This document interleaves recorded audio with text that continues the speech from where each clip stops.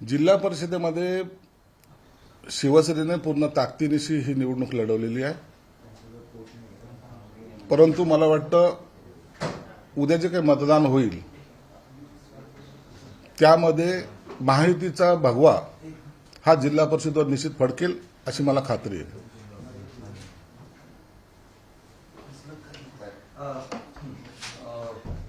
Bits हॉटेलच्या प्रकरणामध्ये नव्यानं समिती नेमलेली आहे आणि आता विभागीय आयुक्त या सगळ्या प्रकरणाची चौकशी करणार 8 जणांची समिती आहे. समिती नेमली काही गैर नाहीये. त्यात जे काही इलिगल असेल त्याची चौकशी झाली पाहिजे. विभागीय आयुक्तांनी त्याची चौकशी केली पाहिजे. जो दोषी आहे त्याच्यावर कारवाई झाली पाहिजे. म्हणून मला त्याच्याबद्दल कोणतीही हे नाही. चौकशी समितीने त्यांचं काम करावं आणि योग्य तो निर्णय त्याच्यात घेतला पाहिजे. अशा प्रकारे जर त्यात काही चुकीचं घडलं असेल तर ते सर्वांसमोर येईल पण आणि जो दोषी असेल त्याच्यावर कारवाई होईल. पक्षाचे नेते रामदास कदमांनी एक आरोप केला. त्यांचं म्हणणं आहे की अजित पवार गेल्यानंतर सुनील तटकरे यांनी दरेक्ष राजकारण केलं. शरद पवार यांना शह देण्यासाठी सुनील तटकरे यांनी बहिणींना शपथ घ्यायला लावली. रामदास कदमांचं आता त्यावर वारंवार भाष्य करणं मला वाटतं योग्य नाही. जो काही अजितदादाच्या जाण्यानंतर जो काही प्रकार घडलेला आहे हा महाराष्ट्राने पाहिलेला आहे. म्हणून आता वारंवार त्या गोष्टीला छेडणे म्हणजे दादाचं जाण्याचं दुःख कमी आणि इतर बाबीवर लक्ष जास्त असा एकंदरीत प्रकार होत चाललाय. म्हणून आम्ही आता त्याच्यावर भाष्य करणारच नाही. सर, या लागून एक प्रश्न आहे. भास्कर जाधवांनी जे ते रामदास कदम यांच्यावर टीका केली. रामदास कदम भाई नाही तर मांजर आहे असं म्हणतात. ते भास्कर जाधव आणि रामदास भाईचं प्रेम सगळ्या महाराष्ट्राला माहिती. त्या प्रेमाखातर एकमेकावर असे वाक्यप्रचार होत असतात. त्याची दखल कोणी घेत नाही. निधी मिळणार हा विचार करून मतदान करा. नितेश राणेंचं सभेतलं वक्तव्य. निधी देण्याचे सगळे अधिकार मुख्यमंत्र्यांकडे आहे, विसरू नका. नितेश राणे पण निधी देण्याचा अधिकार तो मुख्यमंत्र्याचा आहेच. परंतु त्यांनी वक्तव्य त्यांच्या भागामध्ये कशाच्या आधारावर केलं याची कल्पना नाही.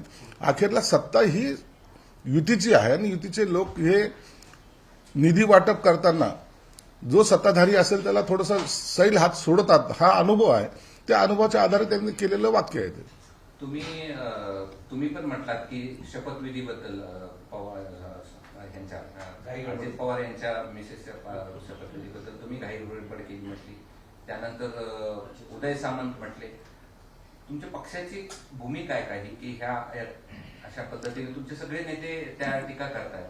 नाही बघा, दुःखद घटना घडली ना तर इतक्या लागोलग शपथविधी होणं हे सर्वसामान्य माणसाला पटलेलं नाहीये. म्हणून मी त्यावेळेला ते केलेलं माझी भावना जी होती ती मी व्यक्त केली.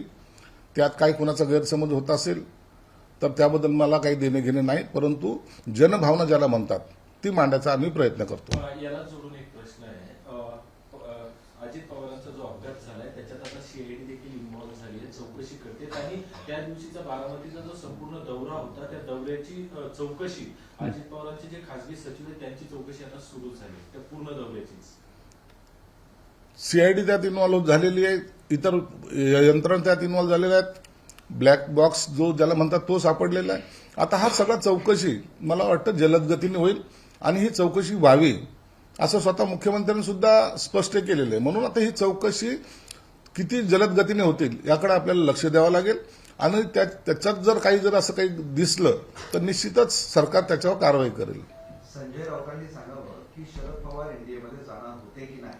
आम्हाला एनडीएमध्ये जायचं होतं हे म्हटलं आहे सुनील तटकरेंनी. ज्यावेळेस त्यांना हे आपले संजय राऊत म्हणाले की काही लोकांना शरद पवारांनीच मोठे केला नाही ते त्यांना सल्ले द्यायला लागले म्हणून हा गौप्यस्फोट केला त्यांनी की एनडीएमध्ये जायचं. शरद पवारही येणार होते. तुम्हीच खरं सांगा. एनडीएमध्ये येण्यासाठी आताच नाही मागे 22 साली सुद्धा 2022 मध्ये सुद्धा त्यांनी हा प्रयत्न केला होता. हे नाकारता येत नाही आणि त्याच्यावर सुद्धा चर्चा झाल्या होत्या. कोणती खाते घ्यायची कोणती खाती नाही घ्यायची इथपर्यंत सुद्धा सगळ्या चर्चा घडल्या होत्या. हे त्या काळाचं असलेलं गणित होतं. परंतु आता या मधल्या काळामध्ये त्यांच्या चर्चा झाल्यात की नाही झाल्या तर कशाच्या आधारावर झाल्यात याबाबतचं आणखीन जोपर्यंत स्पष्टीकरण शरद पवार साहेबांकडून येत नाही तोपर्यंत त्याच्यावर भाष्य करणं मला वाटतं उचित नाही. संभाजीनगर महानगरपालिकेमध्ये आज अर्ज भरायची शेवटची तारीख आहे. शिवसेना सत्तेत असेल की शिवसेनेची भूमिका काय आहे? उपमहापौर पद मिळणार आहे, जसं तुम्ही मुंबईमध्ये सत्तेचा वाटा दिला तसं इथं तुम्हाला मिळणार आहे का? आणि तुमची अपेक्षा काय?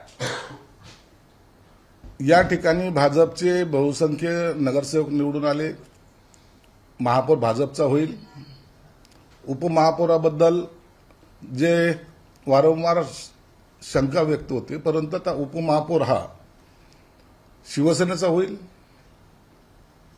आणि त्याबद्दलची चर्चा ही काही वेळानंतर स्थानिक अतुल सावे आहेत, आमचे पारकर आहेत, त्यांच्यात ती होईल आणि त्याच्यानंतर वरिष्ठ पातळीहून त्याच्या नावाची घोषणा होईल. दादाच्या निधनानंतर शरद पवार आणि दादाच्या कुटुंब यांच्या भेटी वाढल्या, 4 कोपरलेल्या 3 बैठका झाल्या आणि या भेटीमागे त्यांनी 2 एप्रिलचं कनेक्शन काय असा सवाल उपस्थित केला. हे बघा, आता हे सगळं भेटी होणं साहजिक आहे. एक दुःखद घटना त्या कुटुंबात घडलेली आहे. हे कुटुंब नेहमीच एकत्र येत असतात, दिवाळीच्या टायमाला एकत्र येत असतात, तसं दुःखाच्या टायमाला एकत्र आलं तर त्याच्यावर वाद होण्याचं काही कारण नाही आहे. आणि त्यांनी दोघांनीही स्पष्ट केलं की आमचं त्या ठिकाणी कोणत्याही राजकारणावर चर्चा झालेली नाही. तर ही कौटुंबिक भेट आहे. कौटुंबिक भेटीमध्ये अजितदादाचा पुतळा कुठं असावा, काय असावा या बाबतीतच चर्चा झाली. म्हणून आता याच्यावर आपण शंका उपस्थित करणं मला वाटतं ते योग्य पण नाही. मात्र रोहित पवार असं म्हणतात की विमानात काय घडलं हे 9 तारखेनंतर सांगा. मग जर रोहित पवारकडे काही असेल, त्या आधारावर तो बोलत असेल तर 9 तारखेपर्यंत आपण वाट पाहिली पाहिजे. अंजली दमन यांनी या सगळ्या संदर्भात आरोप केले आहेत की पार्थ पवार, त्यानंतर दुसरे आपले तटकरे आणि प्रफुल्ल पटेल यांनी हा घातपात घडवून आणला.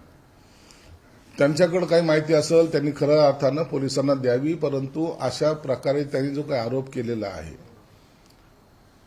निश्चित तो गांभीर्याने सरकारही घेतं आणि त्याच्यामध्ये काही तथ्य असेल तर ते तपासतं सुद्धा.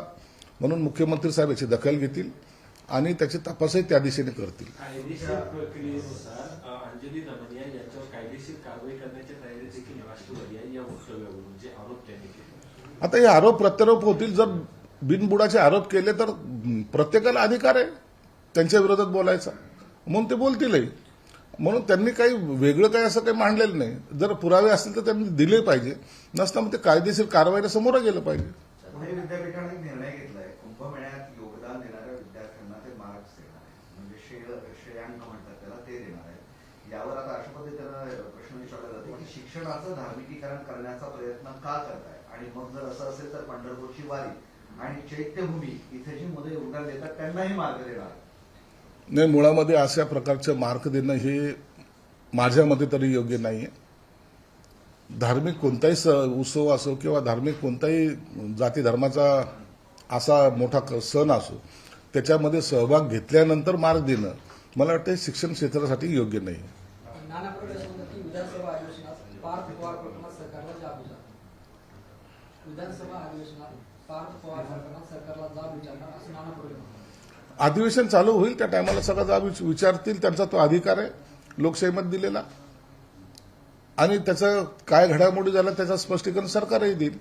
म्हणून त्यांनी विचारण्यापूर्वी सरकारकडे त्याची उत्तरं असतील. मुंबई महानगरपालिकेत महापौर निवड प्रक्रियेपूर्वीच आज भाजपचे जे सगळे विजयी उमेदवार आहेत ते त्या ठिकाणी पक्ष कार्यालयात आलेले आहेत आणि मराठमोळ्या पद्धतीने तो संपूर्ण इव्हेंट आज त्या ठिकाणी होतो. काय झालं? जो मराठमोळा सगळं मराठमोळ्या देशामध्ये आज ते महानगरपालिका पहिला महापौर बनतो. मराठी बाणा जपण्याचा भाजपने तो प्रयत्न केलेला आहे, चांगली गोष्ट आहे. मराठी माणूस पुन्हा आपल्या चांगल्या उत्साहाच्या वातावरणामध्ये तिथं जातोय, ही मराठी आनंदाची बाब आहे.